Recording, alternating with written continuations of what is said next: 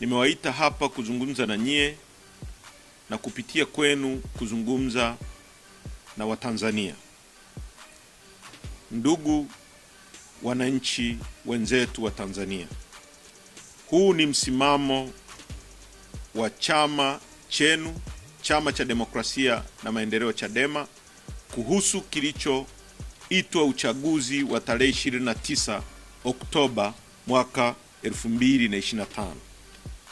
Msimamo huu umetokana na kikao cha kamati kuu ambao mimi kwa niaba ya kamati kuu ya chama nitausoma neno kwa neno mbele yenu.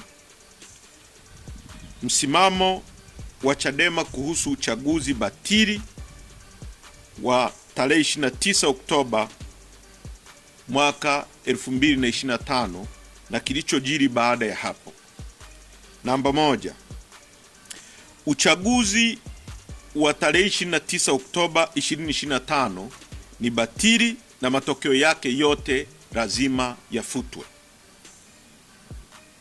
Uchaguzi mzima wa urais, ubunge na udiwani ni batili na hauna uhalali wowote kwa sababu ulifanyika chini ya ukiukwaji mkubwa wa sheria, haki na misingi ya demokrasia.